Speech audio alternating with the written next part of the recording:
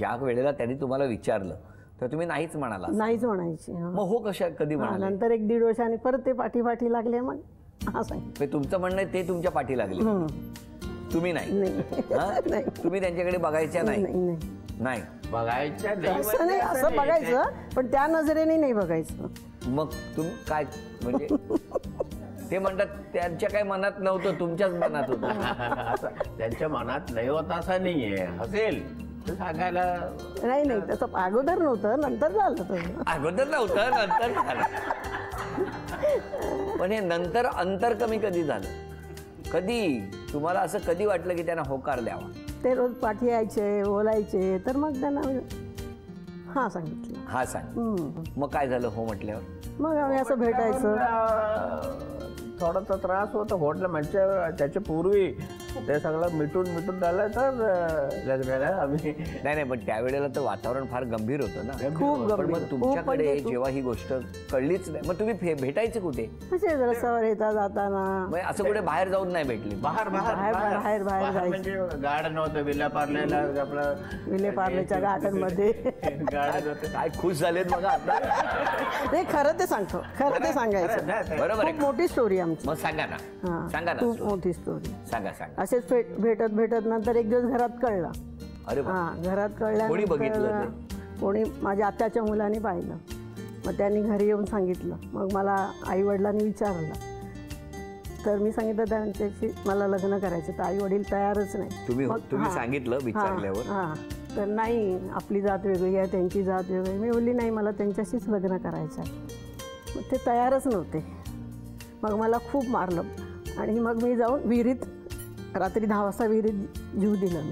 काय उडी मारली? आणि तेव्हा हे कुठे होते? ते त्यांच्या घरी होते. ते त्यांच्या घरी होते. त्यांना हे माहित नाही की तुमच्या? त्यांना काही माहितीच नाही. मग रात्री सगळी लोक, खूप एरियातली सगळी लोक जमा झाली. कमीत कमी 400-500 लोक सगळी जमा झाली. मग मला कसंही बाहेर काढलं.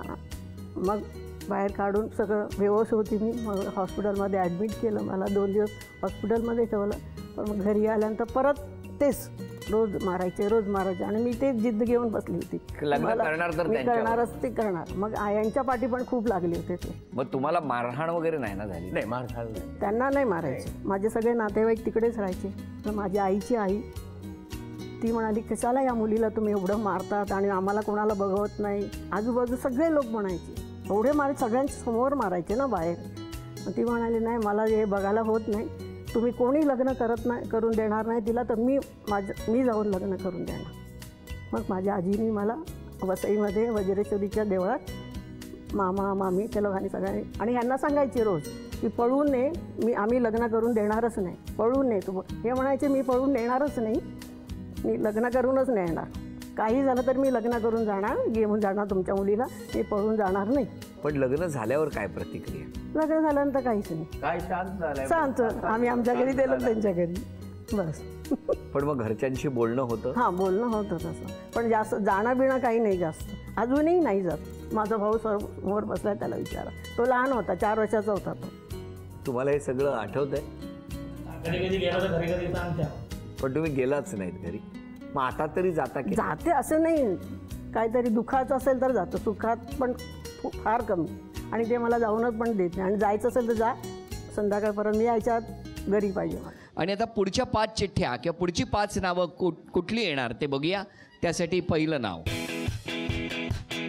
नेहा नंदकिशोर.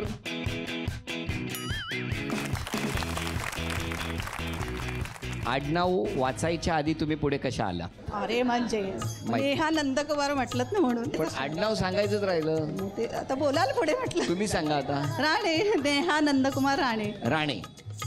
शाळा कुठली? पर्यंत. 1ली ते 10वी तिथे होता? हा. कधी कॉपी केली आहे? नाही हो. मग पुढच्याच्या पाठी कसं काय दिसलं पटकन? असं. बरं, घरी कोण कोण असतं? मी मिस्टर, दीर आहेत आणि मला 2 मुलं आहेत. बरं. मला सांगा तुमचं माहेर परेल परेल. परेलमध्ये. आणि इथे कधी आलात तुम्ही? लग्न होऊन आले 1999 साली. 99 मध्ये आला. तेव्हापासून देवळात हो येताय? हो, माझी वरात खुळे वहिनी बोलल्या तशी तिथूनच सुरुवात झाली. तुमची पण वरात इथनच? पहिली इथे व्हेरी गुड. दर्शनाला आलो बाजूच्या बिल्डिंग मध्ये. इथेच राहता तुम्ही? 10 नंबर मध्ये. 10 नंबर मध्ये. Very good. म्हणजे इथून वरात आली आणि मग तेव्हापासून लगेच तुम्ही घरात जास्त लगेच वरातीतनं घरात. मग आता काय आरती बिरती करतात की उखाणा घेतात? उखाणा घेत. करा. रुसलेल्या राधेला कृष्ण म्हणतो हास. बर. रुसलेल्या राधेला कृष्ण म्हणतो हास. नंदकुमार रावांचे नाव घेते आज होम मिनिस्टरच्या प्रोग्राम दिवशी खास. Very good. चला टाळ्या वाजवून शुभेच्छा देऊया आणि पुढची चिठ्ठी काढा विनंती करूया. वंदना कांबळे. नाव सांगा. वंदना कांबळे. हो, कुठे राहता? मी इथे रमाबाईला राहते. हां, घरी कोण कोण आहे तुमच्या? घरी आमच्या दीर आहेत, जावा आहेत, हां. आणि माझे मुलं आहेत, मिस्टर आहेत. हो, तुम्ही बघता होम मिनिस्टर? हा बघतो ना. वाटलं होतं आज चिठ्ठीत नाव येईल असं? नाही असं वाटलं. आता बरं वाटतंय? खेळात नाव आलंय. हां. हो ना. पुढची चिठ्ठी काढा. तुम्ही काढा. बरा चिवडा केला. श्रेया कांबळी. श्रेया मिलिंद कांबळी. काय करता तुम्ही? घरीच असते. घरीच असता. गृहिणी. आता कसं काय इकडे आलात? ही माझी खास मैत्रीण. हां, मग तर रात्री 10 वाजता तिने फोन केलेला, काय होम मिनिस्टरचा प्रोग्राम आहे ये म्हणून. म्हणून आलात? हा, दर्शन पण घ्यायला येते म्हणजे मी कधी येता? येते जसं जमेल तसं. कुठे CCTV तुमचा नाही फोटो? बरं बरं, गंमत करतो. चिठ्ठी काढा पुढची. अर्चना कारंडे. सौ अर्चना कारंडे. घरी कोण कोण? मिस्टर, सासू, सासरे आणि माझी 2 मुलं. बरं, आता कसं वाटतंय तुम्हाला? खूपच छान. असं म्हणजे किती वर्षापासूनची इच्छा होती की होम मिनिस्टरमध्ये सहभाग व्हायची. सहभाग नाही झाले तरी बघण्याची तुम्हाला खूप इच्छा होती. धन्यवाद. एक चिठ्ठी काढता?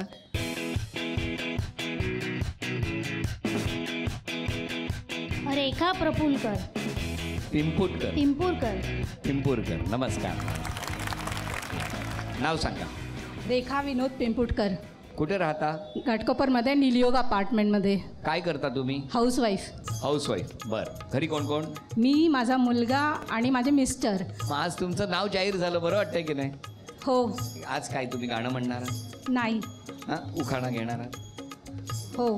सासू माझी मायाळू, सासू माझी मायाळू, सासरे माझे हौशी, विनोद रावांचं नाव घेते आजच्या दिवशी. बरं करता तुम्ही, छान करता. आता बघूया या 5 जणींमधून कुठल्या वहिनी, कुठली माऊली ही अंतिम खेळात दाखल होणार, पैठणीच्या खेळात दाखल होणार. गणपती बाप्पा मंगलमूर्ती. आता या ठिकाणी खेळ सोपा. प्लास्टिकचा चेंडू आपण जिथे उभे आहोत रेषेच्या अलीकडे तिथेच उभं राहायचं. इथून अलगद सोडायचा आणि मधोमध चिकटपट्टी लावलेली आहे. लक्षात ठेवा, तो चेंडू जाऊन त्या चिकटपट्टीला चिकटला पाहिजे. 10 संधी आहेत. या 10 संधीमध्ये जास्त गुणसंख्या ज्या माऊलीची, त्या माऊली, त्या वहिनी अंतिम खेळात दाखल होणार. बघूया कोण शेवटच्या टप्प्यावरती पैठणीच्या खेळात दाखल होणार. या तुमच्यापासून सुरुवात.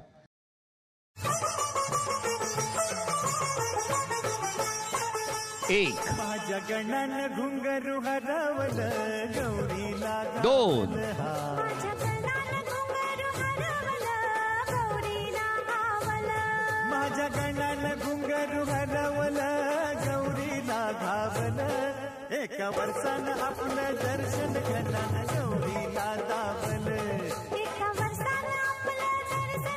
3, 4. तुमची गुणसंख्या आहे 4.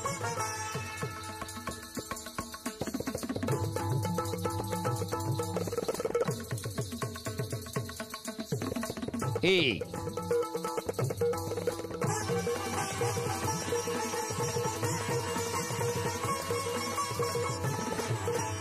2,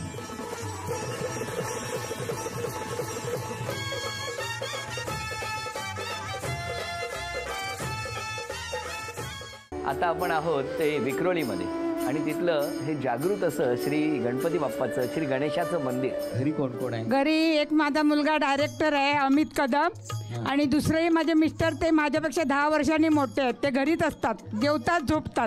काय करता येईल त्यांच्याकडे, बिचाऱ्यांकडे पर्यायच नाही. कारण उठलं किंवा जागं राहिलं तर ह्यांचं ऐकावं लागणार, त्यापेक्षा झोपलेलं बरं म्हणतात.